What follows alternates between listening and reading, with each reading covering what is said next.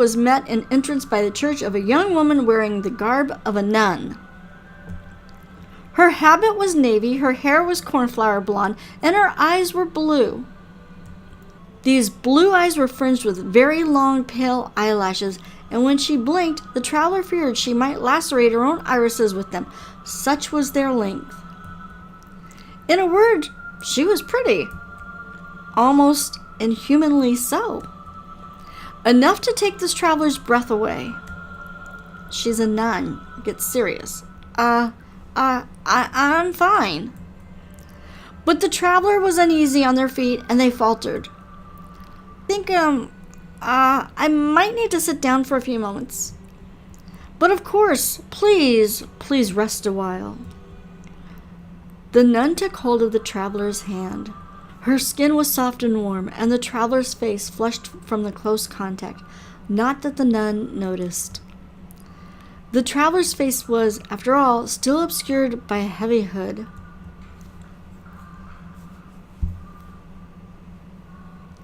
The nun led the traveler to a wooden pews, and there the traveler sat. They had not realized how exhausted they were until the pressure had been taken off their feet. "Oh dear, you are exhausted. You should stay here for the night." "Oh no, I couldn't. I don't want to impose, and there is somewhere else I need to be." "Don't be silly. It is raining witches and warlocks outside." None talking about witches and warlocks? Yeah, we're into Harry Potter. It's all right. I'm rather durable. The traveler raised one slender arm, the folds of their cloak fluttering, and tried to flex their muscles. The nun did not seem impressed. Though she was a soft woman with gentle curves and golden hair, there was a certain hardness about her, school mistressy perhaps, that made one point absolutely apparent. If she wanted to care for somebody, she would, no matter how unwilling that somebody was. The traveler was weak against people like this.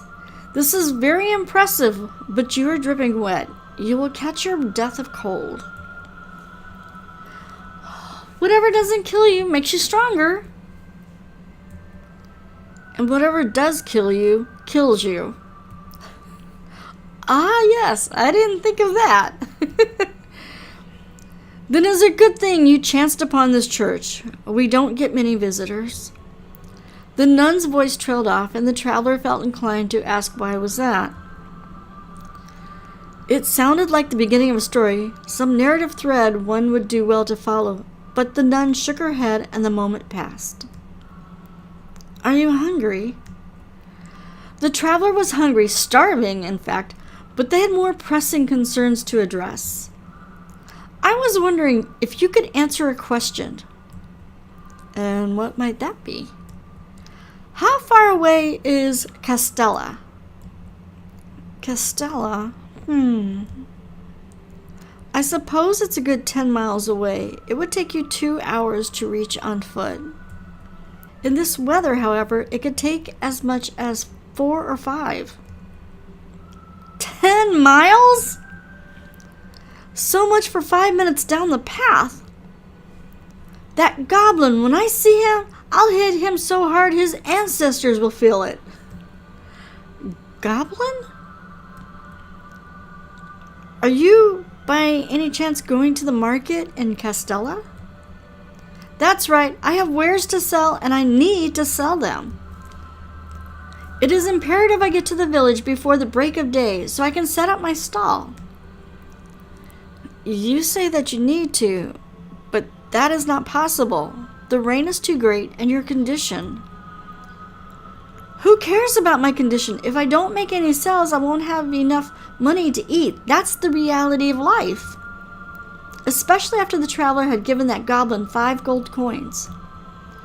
5 gold coins was not an especially a large sum, but it all added up.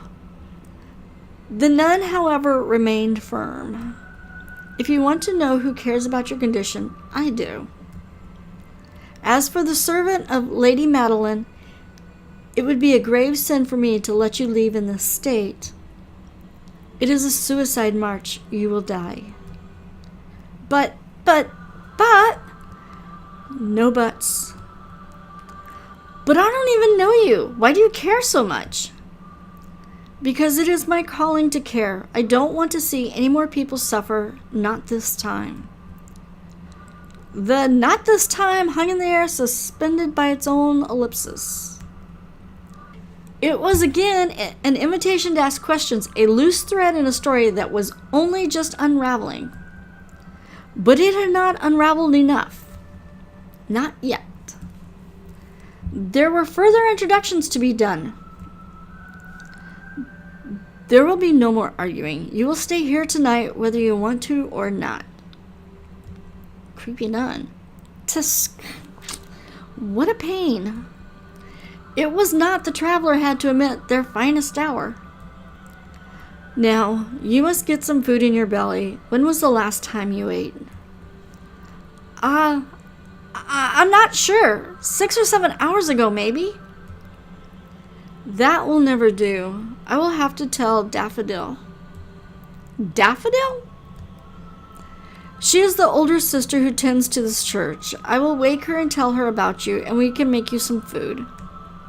Oh, no. You don't need to wake anybody, not on my account. But I must. It is my duty as a sister. And though the traveler wanted to object, it was their duty as a merchant to sell their wares. They could not. The expression on the nun's face was so determined, it would have felt like a great cruelty to rob her of this chance. She does not look like a very nice nun. I will tell Daffodil. You, meanwhile, will remain here. I will? You must. I would be out the door. All right. You can look around a bit if you wish, but there isn't anything particularly interesting. You can try to steal our valuables if you have half a mind to pursue a career as a criminal, but you would be wasting your time. There isn't anything here worth stealing. You make me sound like some sort of rogue.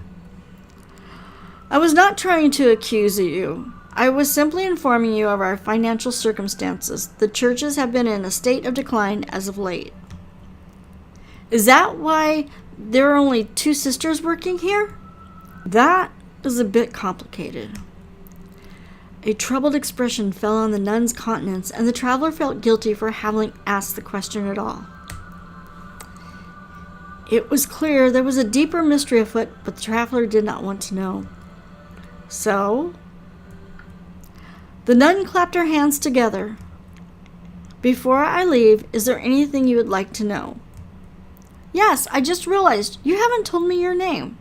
Sister. Oh. My name. Oh.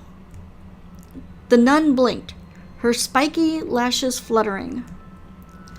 Once again the traveler worried her lashes might pierce those clear blue eyes of hers, and they would leak optical fluid down her cheeks. That was mere fancy, however, and such a gory scene did not truly transpire. It has been such a while since anybody has asked my name, I quite forgot. I apologize for my rudeness. It was quite the oversight. It's fine, I don't mind. You are giving me a place to stay. Yes, well... The nun smiled a soft smile, a charming smile, accentuated by a large pink tinge to her cheeks, and ducked her head. My name is Madeline. Like the goddess? Like the goddess indeed. I fear it is quite a fiat to live up to. Oh, I wouldn't be so sure about that. From what the traveler knew about Madeline, she seemed like a perfect goddess to them already.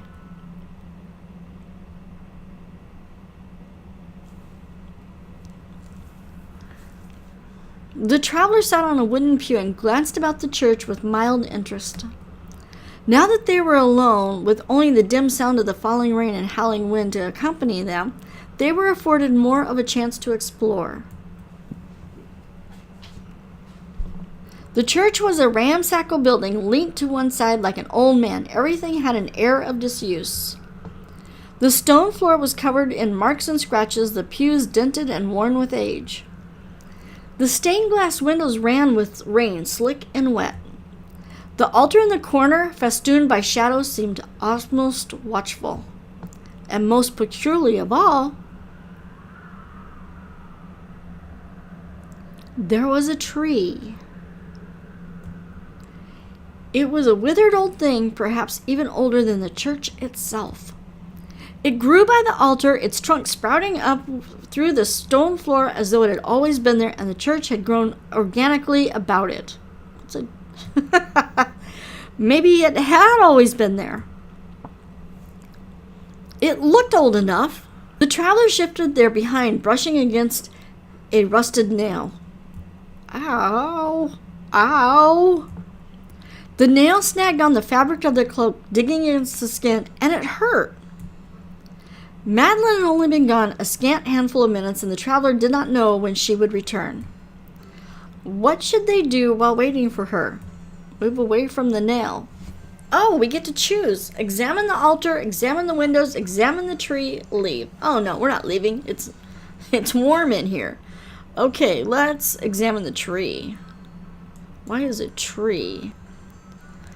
Of all aspects of the church that had piqued the traveler's interest, it would have to be that. The tree. Yeah, I mean, what is a tree doing in the middle of the church? And growing. With cautious footsteps still trembling from residual cold, the traveler rose to their feet. The spindly tree was depressing from afar, it would doubly so up close. The branches were withered and wasted like malnourished limbs. Though the tree bore leaves, they were mottled with age, and it did not bear any fruit. Perhaps it could not. The traveler swallowed. For some reason, the tree was disconcerting. In fact, foolish though it sounded, it was almost as though the tree was calling to them.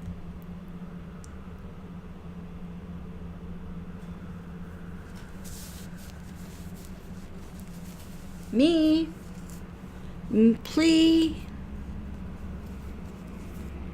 help me.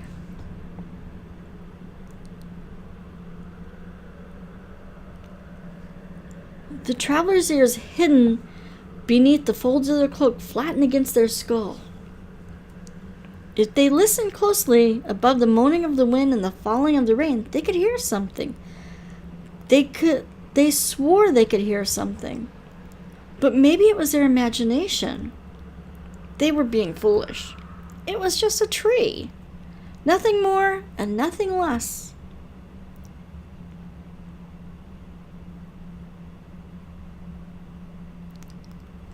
Daffodil.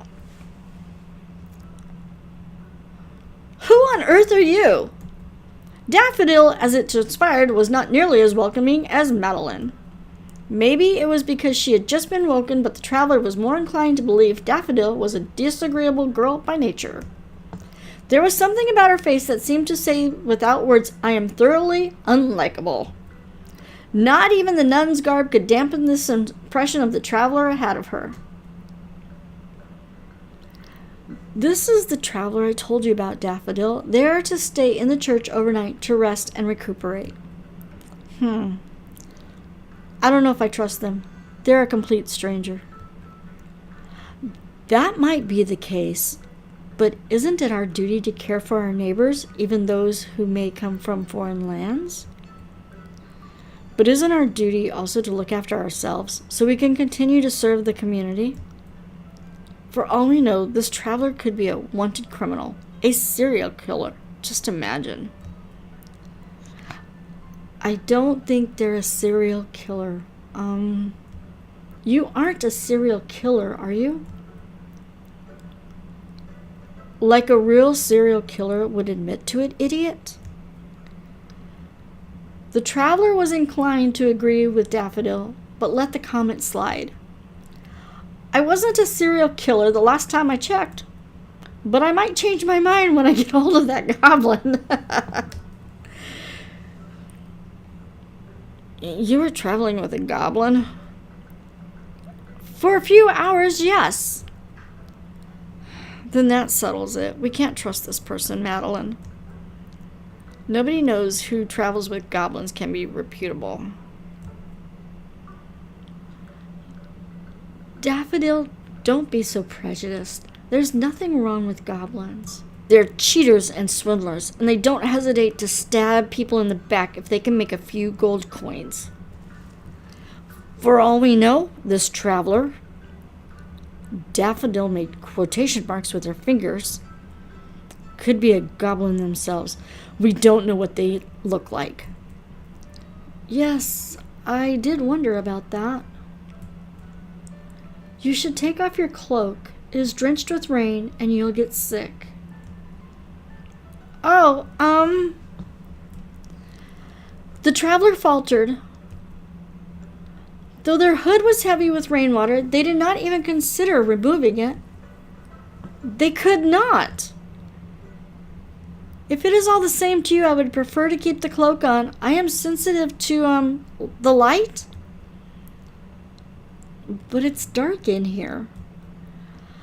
Not dark enough. I might get a rash. I have sensitive skin. This is all very suspicious. Forgive me if I don't trust you instantly. I'm not expecting you to. I never asked you to trust me. I was rather surprised that Miss, Madeline... Oh, just Madeline is fine. That Madeline was so accommodating. I didn't expect it. Madeline is like that. She's far too nice for her own good. She takes in all the mongrels that turn up at our doorstep, and I'm the one who has to clean up after. Daffodil prodded Madeline in the side with her elbow. Do you remember that time you insisted that we take in that old beggar asking for bread only for him to steal our bronze candlesticks? Well, at least we helped the poor man. His clothes were ragged and he was so very thin. I hope the candlesticks were of use to him, and he sold them for food and lodgings. Daffodil rolled her eyes. As always, Madeline, you are far too nice for your own good. But we must be nice. There aren't enough nice people in this world. You agree with me, don't you? Who, me? Yes, you. Well, this was quite a quandary. The traveler had not wanted to get dragged into an argument, but now they had no choice. Let's see. I'm gonna go with there should be more more nice people in the world. You think so? I quite agree. Humph. Daffodil folded her arms across her chest and turned her nose up in the air. She seemed none too impressed by the traveler's reply. You're just saying that because you want to get on Madeline's good side. Not that. That's very hard. Well, yes, she puts up with you after all. Oh. That's what the traveler wanted to say, but they did not. Burning bridges with Daffodil a scant 5 minutes into their introduction would not do any of them favors, particularly when Madeline was so fond of her.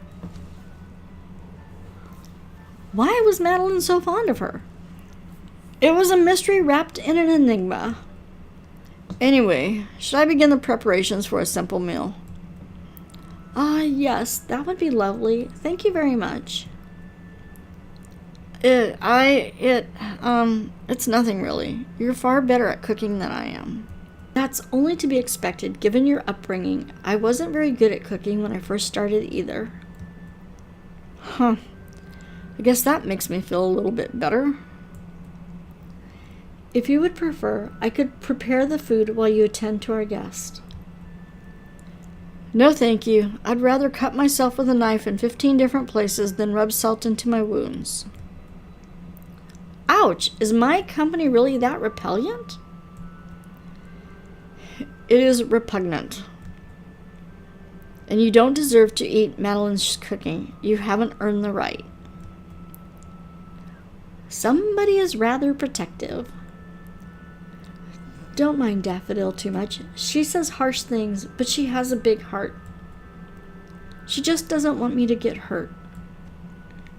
It's not like that. You're reading too much into it. Daffodil folded her arms and turned her nose up in the air. I don't know how you managed without me for so long, Madeline. You're hopeless. That might be the case, but when I'm with you, I feel rather less hopeless. You give me strength. Stupid. Don't just come out with sappy lines like that. But it's true. Whatever. So saying, the young nun departed to prepare the food. A serene, gentle stillness settled upon the pair that remained, broken only by the sounds of the falling rain. Just as Madeline had predicted, the rain still had not let up. It probably wouldn't stop until long into the night. By that point, it would be too late to depart for Castellia. The travelers sighed. Their plans had been well and truly scuppered.